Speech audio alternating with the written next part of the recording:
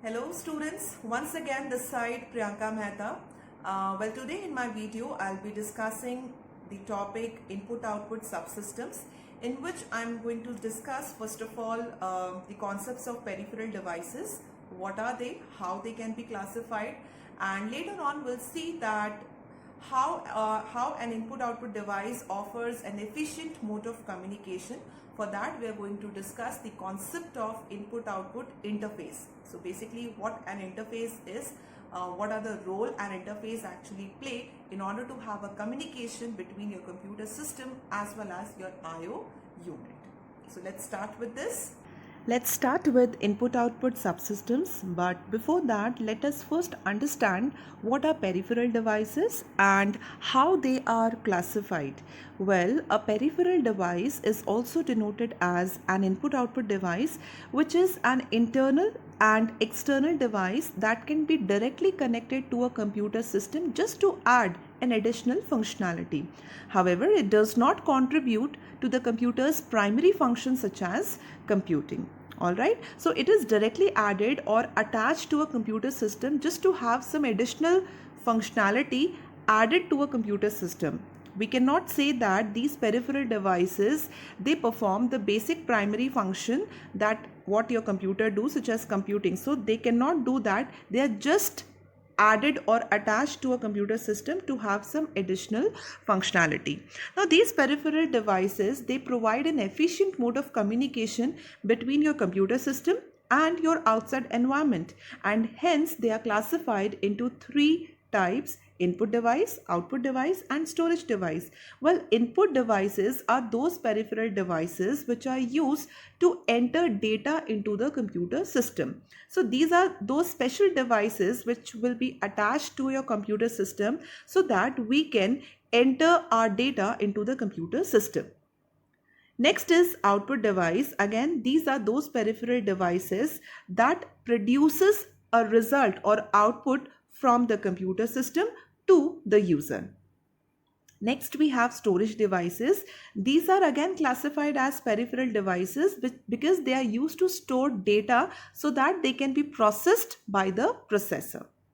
All right, but now your peripheral devices, they can be internal or they can be external. Now what does that mean? Well, internal peripheral devices are those which can be found inside your computer system, and external peripheral devices are those which are basically connected from outside to a computer system. And hence let us discuss the examples for internal and external peripherals, and things will get clear to you all. Well, internal peripherals are like optical disk drive, your video card, network interface card, and hard drives. So these are the internal peripherals which are connected inside your computer system. But the following external peripherals are connected from outside, externally, like for example mouse, keyboard, your external hard disk, printer, scanner, monitor, projector, speakers, even your webcam, your flash drive, your pen drives, we usually connect it from outside, microphone, etc. So these are all your external peripheral devices which are connected from the outside. Now, before we proceed to IO interface, let us first understand what is an interface and what is the role of such interface components between the computer system and your peripheral devices. So I have given one example. This picture is there and you will understand that what is the role of interface. Well, interface is something which is lying in between the two components. First, understand this. Or I can say that an interface is a shared boundary between any two separate components. So basically, it is something which is lying between any two components such that it allows those two or more components to communicate with each other. So if we want such separate components to communicate with each other, or by communication we mean that we need to have the data transfer between these two separate components, we do require an intermediate component between them such that we can have a communication between them. Like for example, in this picture you can see that there is one person, there is one LED bulb. Now these are the two separate components. Now if we wish to have this person to glow this LED bulb, we require an intermediate interface which will allow us to do that. So that interface is switch here in this case. So this switch allows the person to glow this LED bulb. So if you press on, your LED bulb will glow, and if you switch it off, then your LED bulb will be switched off. So here the switch is acting as an interface between these two separate components. Or we can directly say that just to have this person to have a communication, what does he wants to communicate? He wished to glow this bulb. So to have a communication between these two separate components, we need to have an interface between them. All right. Similarly, let us now define that what is an IO device interface and what is the purpose of having this interface between them. So peripherals, as we all know, they are connected to a computer and they need a special communication link for interfacing them with the CPU. So if we want the peripherals to be connected to the computer system, we do require a special communication link. Now in computer system, there are some special hardware components between the CPU and these peripherals which basically controls and manages the entire input-output transfers. These components are basically called as IO interface or input-output interface, and they are the one that provide the communication link between the processor bus and peripherals. In short, I can also say that they provide a method for transferring the data between your computer internal system as well as your input-output devices. All right, now let us understand that why do we require a communication link, or what is its actual purpose? Well, there are many differences that exist between your central computer and each of the peripheral which is connected to this computer system. Fine. Some of the differences I have listed out. So let us first understand what are the differences between them. Well, these peripherals are electromechanical and electromagnetic devices, and hence their manner of operation, that means the way they operate, is totally different from the way your CPU or memory operates, which are actually electronic devices. Hence, in order to have these two components to communicate with each other, we do require some conversion of values. Next is also the data transfer rate of these peripherals is usually slower than the transfer rate of your CPU. So as we all know that your CPU has a very fast processing speed, and none of the peripheral device can match up the speed of the CPU. All right. So there is a data transfer rate difference between your peripherals as well as your CPU, and hence there is a need of a synchronization mechanism between them. Next is the data codes and the formats which are used in these peripheral devices. They are also different from the word format which is used in CPU and memory. Also, the operating modes of peripherals, they are also different from each other, and each must be controlled so that they do not interrupt the operation of other peripheral systems which are connected to the CPU. So every peripheral device which is connected to a system has a different operating mode, and hence it should be controlled in such a manner that it do not disturb the operation of other peripherals which are connected to them. So these are the differences which we can see between these peripheral devices and the computer internal system. Now, just to resolve these differences, the computer system have included a special hardware component between them, and its role is to just supervise and synchronize all the input and output transfers.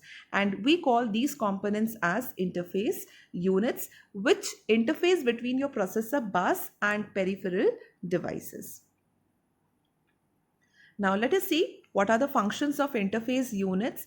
Well, the first function is to perform a data conversion. So your interface units, they are, or their main purpose is to perform the data conversion, which actually refers to convert between the digital and analog signals, or to convert between the serial and parallel data formats. Also, these interface units, they need to perform synchronization just to match up the operating speeds of CPU and the other peripheral system.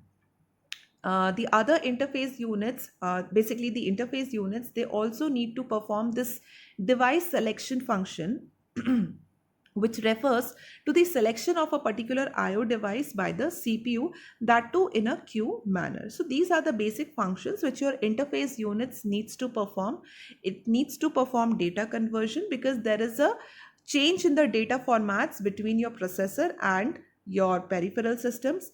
There has to be some synchronization because the data transfer rate of your peripherals as well as your processor is also different, and it needs to perform this device selection so as to select a particular device for which the data transfer is required. So all these functions are performed by your interface units. So this diagram is shown to you that will give you a more clear picture. So at the one end we have a processor, and at the other end we have all the external or internal peripherals which are connected.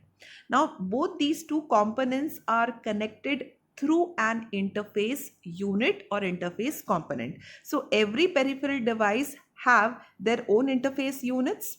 Now also the processor has its own IO bus, and this IO bus is also connected to all the interface units of every peripheral devices. Now your IO bus consists of a data bus, address bus and control bus, and you can see in this diagram that all these three buses are interconnected to the individual interface units of all the peripheral devices. Now here the IO bus consists of data lines, address lines as well as control lines. Also each peripheral devices is also connected with its interface units whose job is to decode the address which is available on the IO bus. Also each peripheral, they have their own controller also that is going to operate this particular peripheral device. Now this controller can be housed either separately or it can be physically integrated with the peripheral device. So how this entire system will work? So understand, initially if a processor wants to communicate with any particular peripheral device, then what it's going to do, the IO bus from the processor is attached to all the peripheral interfaces. So as you have seen in the diagram, the IO bus is basically connected to all the peripheral interfaces, or we can say it is connected to all the interface units of every peripheral device. Now, in order to have a communication with a particular peripheral device, the processor is going to place the peripheral device address on its address line. So initially, if a processor wants to make a communication with any particular peripheral device, what it is going to do, it is going to place the memory address, or basically the device address, on its address line. Alright, now the interface unit which is attached to the IO bus contains an address decoder. So every interface unit has its own address decoder, and it is going to continuously monitor the address line just to see that whether its own device needs to be selected or not. So when the interface detects its own address on the IO bus or on the address line, it is going to activate the path between the bus lines and the device which it directly controls. Fine. So the moment the interface or the address decoder see that there is its own device address available on the address line, it is going to activate the path between the bus line and the device it is controlling directly. So all the peripherals whose addresses does not correspond to the address in the bus are going to be disabled by their interface. So every other device whose address is not there on the IO bus will be disabled by their own interface units. Now at the same time, when the address is made available in the address line, the processor also provides a function code in the control line. Fine. So whenever the processor places the device address on its address line, the processor also sends a function code in the control line. Now what is this function code? Basically a function code is referred to as an IO command. Basically in other words I can say that the processor issues a particular IO command for a particular peripheral device, which is basically an instruction given to a interface unit of that particular peripheral device. Now this IO command or this control function or the control command is basically we were talking about the function code. So function code, it can be classified into 4 types of command. So a processor can either place a control command or a status command or a data output command or a data input command on its control line. So first of all, understand what is a control command. A control command is issued to activate the peripheral and to inform it what to do. So basically, a control command will be issued by a processor just to activate a particular peripheral so that the peripheral understands that what it needs to do. Status command is a command. If it is issued by the processor, then it is used to test various status conditions in the interface, like whether the device is ready to transfer the data or not. So those will be the statuses of your peripheral devices. So the moment it sends a status command, the peripheral devices, they have to ensure that their status is ready to transfer the data. Next is data output command. A data output command causes the interface to transfer the data from the bus into one of its buffer registers. Now, if a data output command is passed on by the processor on its control line, it means that there is the data available on the data bus which needs to be transferred from the data bus into the interface buffer register.